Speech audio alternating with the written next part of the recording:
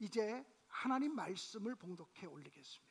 하나님 말씀은 창세기 25장 31절로 34절까지의 말씀입니다.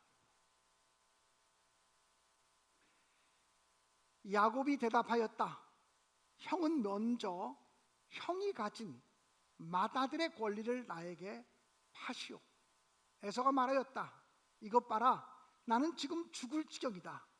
지금 나에게 맏아들의 권리가 뭐 그리 대단한 거냐. 야곱이 말하였다. 나에게 맹세부터 하시오. 그러자 에서가 야곱에게 맏아들의 권리를 판다고 맹세하였다.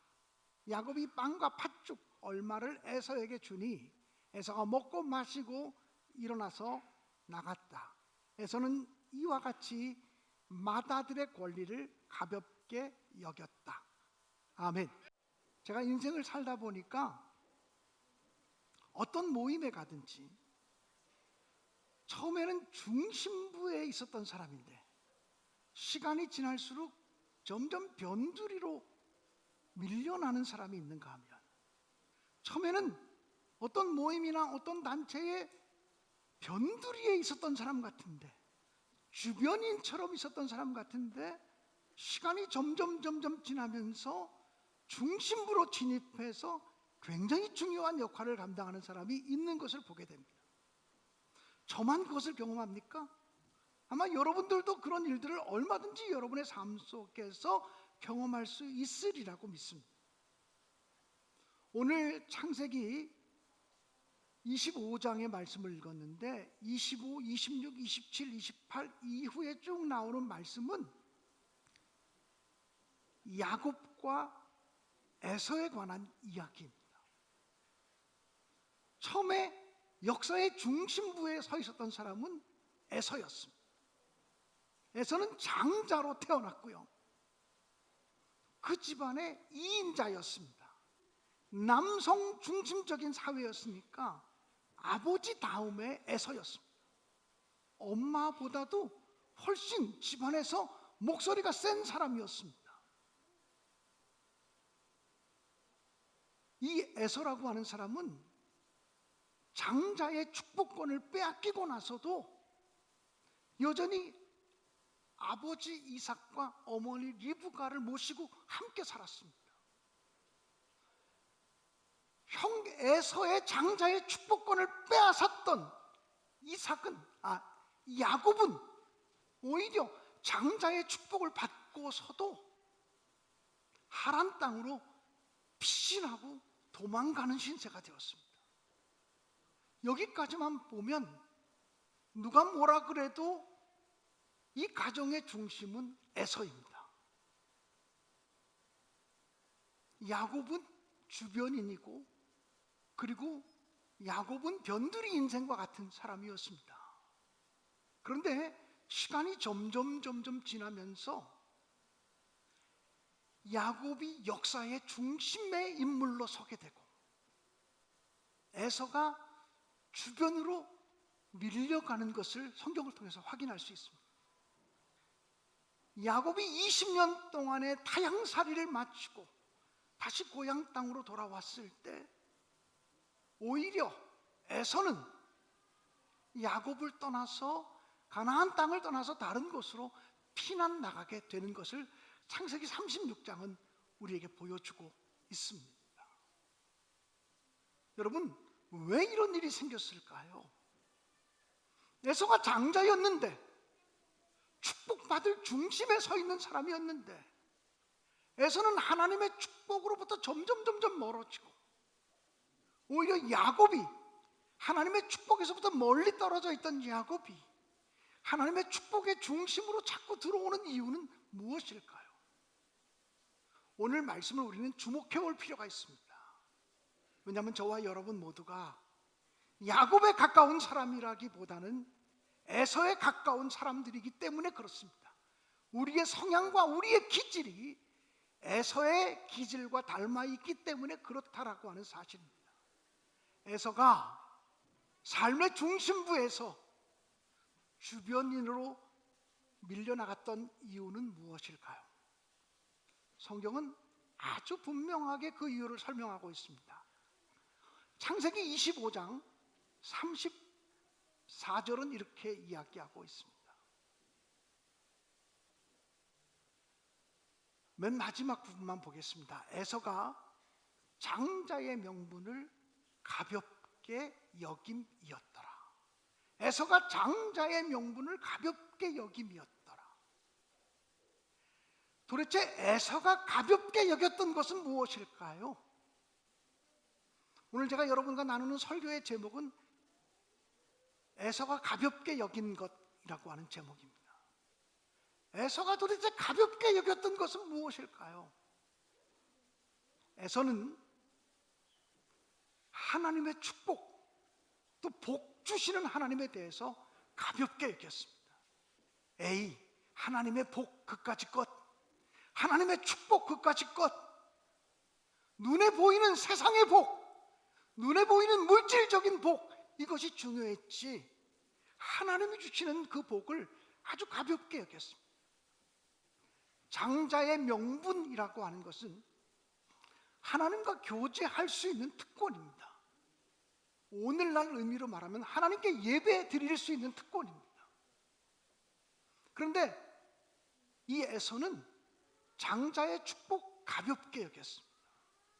이것은 하나님의 축복을 가볍게 여겼다고 하는 의미입니다. 한 번은 에서가 사냥을 하고 돌아왔습니다. 하루 종일 산을 뛰어다니며 사냥을 했으니까 집에 돌아왔을 때 너무나 배가 고프고 너무나 허기졌습니다. 아마 배에서 꼬르륵 꼬르륵 소리가 났을지도 모릅니다. 근데 마침 집에 돌아오니까 자기 동생 야곱이 팥죽을 맛있게 쓰고 있는 겁니다. 그래서 에서가 동생에게 얘기했습니다. 야, 야곱아, 나 그 팥죽 한 그릇만 줘. 그랬더니 야곱이 하는 말이, 형, 세상에 공짜가 어디 있어? 여러분, 이것은 제 말이지 성경에는 없는 말입니다. 형, 이 팥죽을 먹으려면 형의 장자의 명분을 나에게 팔아. 형의 장자의 명분을 내게 팔면 내가 이 팥죽 줄 수 있어 라고 얘기했습니다. 그랬더니 에서가 뭐라고 얘기한 줄 아십니까?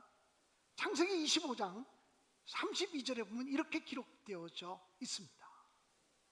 에서가 이르되 내가 죽게 되었으니 이 장자의 명분이 내게 무엇이 유익하리요? 내가 지금 배고파 죽을 지경인데 이까지 장자의 명분이 내게 무슨 소용이 있겠냐? 라고 말해요. 조금 전에 얘기했죠. 이 장자의 명분이란 하나님과 교제할 수 있는 특권이고 하나님 만날 수 있는 특권이고 하나님께 예배 드릴 수 있는 특권이에요. 그런데 내가 지금 배가 고파 죽겠는데 이까지 장자의 명분 무슨 소용이 있냐?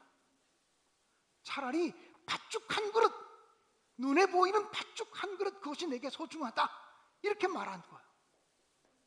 눈에 보이지 않는 하나님의 축복, 눈에 보이지 않는 하나님의 은총, 그까짓 건 무슨 소용이 있어?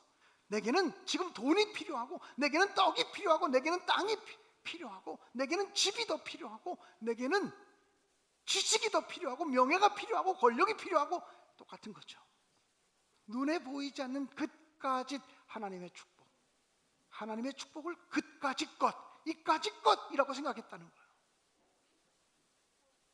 여러분, 우리가 평생을 살면서 하나님의 축복을 소중히 여겨야지, 복 주시는 하나님을 가볍게 여기면 에서와 같이 되어질 수 있다고 하는 사실을 명심하며 살아가시기를 주님의 이름으로 축복합니다.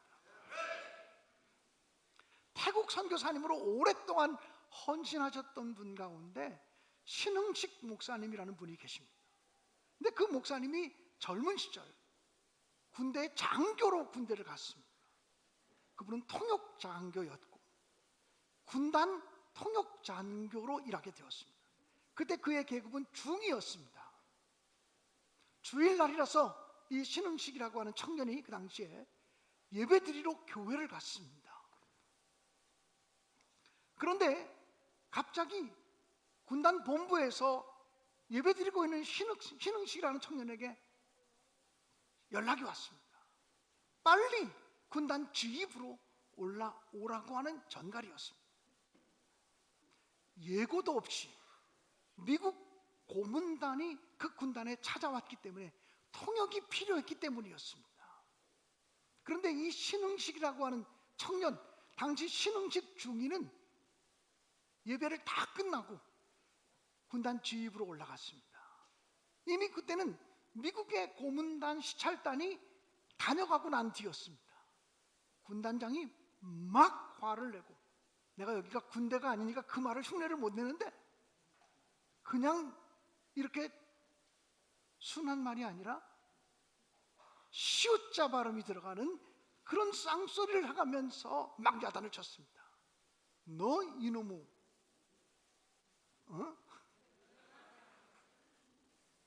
연락을 받았으면 빨리 올라와야 될 거 아니야. 그때 이 신흥식이라고 하는 젊은 장교, 중위였던 청년이 이렇게 말했습니다. 군단장님은 대통령과 면담하고 있는데 참모총장이 오라고 부르면 대통령과 면담하던 자리에서 일어나서 달려가겠습니까? 야 임마, 그게 무슨 소리야? 소리쳤습니다. 입말하고 안 했을 겁니다. 야 임마, 그게 무슨 소리야? 그랬더니 이렇게 말했습니다. 군단장님이 저를 호출하실 때 저는 하나님을 만나고 있는 시간이었습니다. 하나님께 예배드리고 있는 자리였습니다. 그렇게 얘기했다고 합니다. 그 다음부터 이 군단장님이 가는 데마다 예수를 믿으려면 신중이처럼 믿어, 예수를 믿으려면 신중이처럼 믿으라, 이렇게 얘기하고 다녔다고 합니다. 혹시 우리 청년들 가운데 회사에서 그런 소리 들어본 적이 있습니까? 예수 믿으려면 쟤처럼 예수 믿어라. 우리 장로님들이나 권사님들 가운데 그런 소리 들으며 신앙생활 하신 분이 있습니까? 아니면 너는 교회는 다니지만 우리하고 똑같지 않느냐? 혹시 그런 소리를 듣고 있지는 않습니까? 너 주일날 예배당 가서 예배 드리는 거 하나 말고는 우리하고 똑같지 않느냐? 이런 소리를 듣고 있지는 않으신지요? 에서가 중심부에서 변두리로 밀려간 첫 번째 이유는 복 주시는 하나님, 하나님의 복을 가볍게 여겼다는 것입니다. 에서의 아버지는 이삭입니다. 그리고 그의 어머니는 리브가입니다. 이삭과 리브가가 자녀들을 교육하면서 가장 간절히 원했던 것이 뭐냐면, 자녀들이 이방 여인을 만나서 결혼하지 않는 것이었습니다. 신앙의 순결함을 지켜가기 위해서 같은 믿음의 사람을 만나는 일이었습니다. 그래서 그것을 간절히 원했지만 이 에서는 부모님의 마음에 근심이 되었다고 하는 사실을 성경은 기록하고 있습니다. 창세기 26장 35절에 보면요, 이렇게 기록이 되어져 있습니다. 그들이 이삭과 리브가의 마음에 근심이 되었더라. 그 앞에는 34절에는 무슨 얘기가 나오냐면, 이 에서가 하나님을 알지 못하는 이방 여인들과 결혼함으로 그것이 아버지 이삭과 엄마 리브가의 마음에 근심이 되었다고 하는 표현이 기록되어지고 있습니다. 그리고 또 야곱이 형 에서의 그 미움 때문에 고향 땅을 떠나서 하란 땅으로 이주해 갈 때 아버지가 이제 자기 고향집을 떠나는 이삭을 붙들고 신신당부한 내용이 무엇인 줄 아십니까? 창세기 28장 1절에 보면 이렇게 기록이 되어져 있습니다.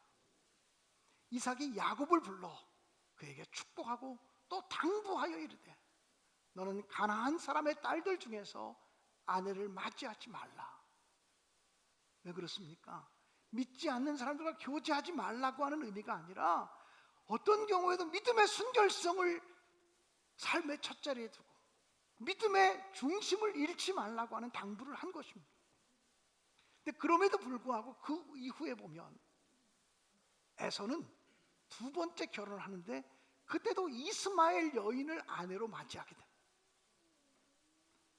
에서는 어떤 사람이냐면 하나님의 말씀에도 순종하지 않는 사람일 뿐 아니라 부모님의 말씀에 대한 순종함이 없는 자식이었습니다. 에서는 자기 생각대로 하나님을 믿는 사람이었고 자기 생각대로 살아가는 사람이었습니다. 여러분, 우리가 에서가 정말 가볍게 여긴 것은 순종하는 것을 가볍게 여겼습니다. 내 생각에 맞으면 순종할 수도 있지만 내 생각에 맞지 않으면 순종하지 않을 수도 있다고 하는 생각이 에서의 생각입니다. 여러분, 순종함을 가볍게 여기면 시간이 지나면 지날수록 축복의 중심부에서 축복의 주변부로 밀려갈 수밖에 없다고 하는 사실을 기억하시기를 바랍니다. 예전에 제가 젊었을 때 읽었던 책 중에서 앤소니 드멜로라고 하는 사람이 쓴 우화집, 동화책과 같은 것입니다. 앤소니 드멜로라고 하는 사람이 쓴 우화집에 보면 이런 이야기가 있습니다. 어떤 사람이 길을 가다가 큰 다이아몬드 하나를 주웠습니다. 그런데 그 도시에 법이 하나 있었는데 남의 물건을 주우면 사람들이 큰 광장에 나가서 내가 이것을 주웠습니다, 이것의 주인이 있으면 나오십시오라고 3번을 크게 외치도록 되어져 있었습니다. 3번을 외쳐도 나오지 않으면 그건 내 것이다, 주운 사람의 것이라고 얘기를 했습니다. 근데 이 사람이 길거리 가다가 뭘 주웠다고요? 큰 다이아몬드를 주웠다고요. 그래서 이걸 사람들 앞에 나가서 광장에 나가서 외쳐야 되는데 이 사람이 어떻게 했냐면 모든 사람들이 잠들어 있을 때 저녁 때 한밤중에 광장에 나가서 외쳤습니다. 제가 다이아몬드를 주웠습니다. 이 다이아몬드 주인이 있으면 나와서 가지십시오. 아무도 안 나왔습니다. 그 다음날 저녁에 또 나갔습니다. 한밤중에 나가서 광장 입구에 서서 외쳤습니다. 여기 다이아몬드를 제가 주웠습니다. 이곳에 주인이 있으면 나와서 가지십시오. 아무도 안 나왔습니다. 셋째 날 또 밤중에 또 나갔습니다. 오늘까지만 성공하면 내 것이니까 3번째 날 나갔습니다. 그리고는 이 다이아몬드를 제가 길에서 주웠습니다. 이 다이아몬드의 주인이 있으면 나오세요. 그런데 이상하게 밤에 잠을 잘 못 자는 사람들 있잖아요. 근데 어떤 사람이 밤에 이렇게 보니까 웬 사람이 저녁 때만 나와서 뭘 들고서 뭘 외치는 것 같은데 뭐라고 외치는지 알 수가 없어서 3번째 날 그 사람이 나가서 도대체 뭐라고 그러신 거예요? 라고 물었습니다. 그랬더니 알 거 없습니다. 그냥 제 마음에 풀리지 않는 문제가 있어서 제가 외쳤을 뿐입니다. 모르셔도 돼요. 이렇게 얘기했다고 합니다. 그 우화를 전해주면서 앤소니 드멜로라고 하는 사람은 얘기하기를 가장 가증한 죄악은 법을 어기는 것이 아니라 문자적으로 법을 지키는 것이다라고 말했습니다. 예수님 당시에 바리새인들이 그랬습니다. 예수님 당시에 유대인들이 그랬습니다. 우린 율법을 잘 지키고 있어요. 우리는 하나님의 계명을 잘 지키고 있어요. 그런데 예수님이 보실 때는 그들은 문자적으로 법을 지키고 있었지 법을 주신 하나님을 공경하거나 법을 주신 하나님을 사랑하는 마음이 사라졌다라고 하는 사실입니다. 문자적으로 법을 지키는 것, 이것이야말로 가장 무서운 불순종이고 가장 무서운 죄악이다라고 앤소니 드멜로라고 하는 사람은 이야기를 했습니다. 여러분, 우리가 마음으로부터 하나님께 순종하는 마음이 없다면, 진심으로 하나님께 순종하는 마음이 없다면 우리가 예배드리고 헌금하고 봉헌하고 열심을 내는 것이 더 위험한 일일 수 있습니다. 더 가증스러운 일일 수가 있습니다. 그렇기 때문에 우리는 에서가 왜 축복의 중심에서 축복의 주변부로 자꾸 밀려나는지를 깨달으시면서 순종을 가볍게 여기면 우리가 그렇게 될 수 있다라고 하는 사실을 기억하시면 좋겠습니다. 하나님의 뜻에 대한 순종, 하나님의 말씀에 대한 순종을 중심에 놓고 살아가는 우리 모두가 되시기를 주의 이름으로 축원합니다. 3번째로 에서가 축복의 중심에서 주변부로 밀려간 이유가 있다면 에서의 삶 속엔 회개함이 없었습니다. 에서는 자기가 장자의 명분을 잃어버린 것이 야곱 때문이라고 생각을 했습니다. 내 동생 때문에 내가 장자의 축복권을 잃어버렸다고만 생각했습니다. 내가 하나님 앞에서 올바르게 서지 못했기 때문이라고 생각하지 않았습니다. 그는 자기가 무슨 잘못을 하거나 손해를 보면 다른 사람 때문이라고만 생각을 했습니다. 여러분, 성경에 보면 가인이 그랬습니다. 하나님께 자기도 제사를 드렸는데 자기의 제사는 연락되지 않고 동생 아벨이 드린 제사가 연락되니까 하나님이 내 제사를 받지 않은 것은, 하나님이 내 예배를 받지 않으신 것은 내 동생 때문이라고 생각했습니다. 내 동생 아벨 때문에 하나님이 내 예배를 받지 않으셨다고 생각하기 때문에 아벨을 돌로 쳐 죽이고 말았습니다. 여러분, 잘 생각해 보십시오. 이것이 아벨 때문입니까? 하나님 앞에서 가인이 올바르게 서지 못했기 때문입니다. 하나님 앞에서 가인이 올바르게 서지 못했기 때문입니다. 그런데 가인은 그것이 오직 아벨 때문이라고 생각하고 분내고 화내고 혈기 부렸습니다. 사랑하는 성도 여러분, 우리가 가인이 회개했다는 말을 찾을 수가 없습니다. 에서가 회개했다는 말을 찾을 수가 없습니다. 회개를 가볍게 여기면 우리가 가인처럼 되어질 수 있습니다. 회개를 가볍게 여기면 우리가 에서처럼 축복의 중심부에서 주변으로 점점 밀려날 수 있습니다. 그러나 다윗이라고 하는 사람을 생각해 보십시오. 다윗은 자기 아들 압살롬이 반란을 일으켰을 때 나에게 반란을 일으키고 나에게 대적하는 아들 압살롬만 잡아 죽이면 되겠구나 생각하지 않았습니다. 아들 압살롬이 반란을 일으킨 문제를 하나님과 자기와의 문제로 보았습니다. 하나님과 나 사이에 어떤 관계의 문제가 생겨서, 하나님과 나 사이에 어떤 신앙의 문제가 생겨서 이런 고난이 오는가라고 생각을 했습니다. 그래서 다윗은 자기 아들 압살롬, 자기를 반역하는 압살롬과 싸우려고 하지 않고 왕궁을 통째로 내어주고 급히 피난길에 오르게 되었습니다. 다윗이 피난 갈 때 시므이라고 하는 사람이 피난 가는 다윗 왕에게 흙먼지를 날리면서 가거라 가거라 비루한 자여 가거라, 다윗을 저주하는 일이 생겼습니다. 그러자 다윗의 신하들이 얼마나 용맹한 장군들인데요, 다윗 왕을 저주하는 그 시므이라고 하는 사람을 보면서 다윗 왕이시오, 명령만 내리십시오, 저 버르장머리 없는 놈 당장 내가 가만 놔두지 않겠습니다.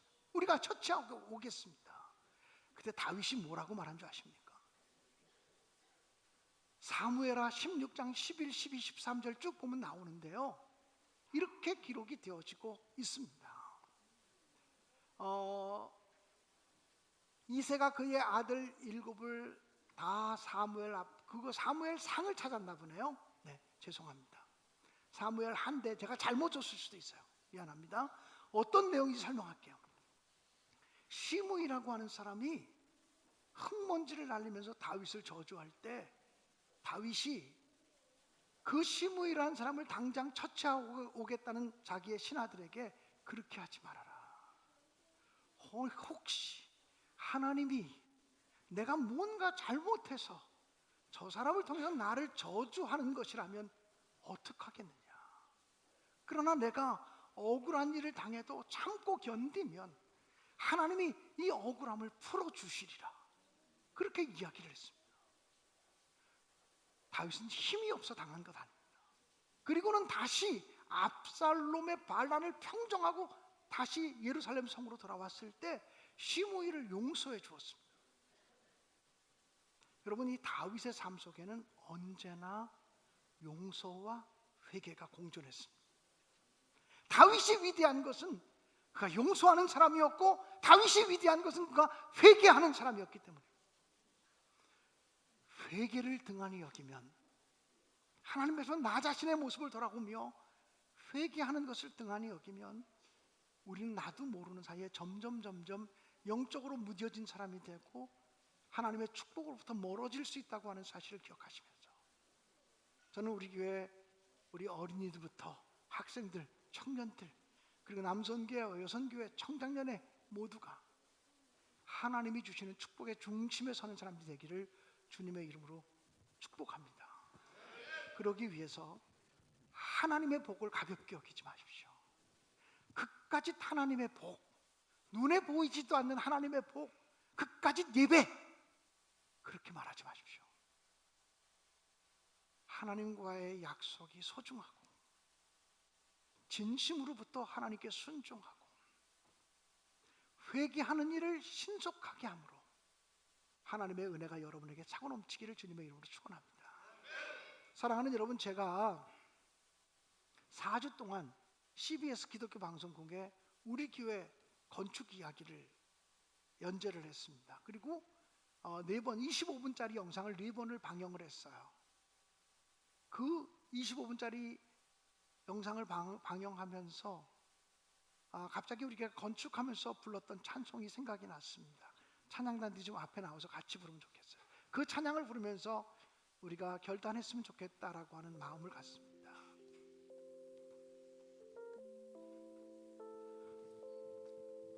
우리는 주의 백성이오니 주의 그 큰 이름을 선포하겠습니다. 이곳 어두운 세상에 빛으로 부르셨네. 주의 얼굴 구할 때 역사하소서. 교회를 세우시고 이 땅 고쳐주소서. 주님 나라 임하실 때 주 뜻 이루어지이다. 교회를 세우시고 이 땅 고쳐주소서.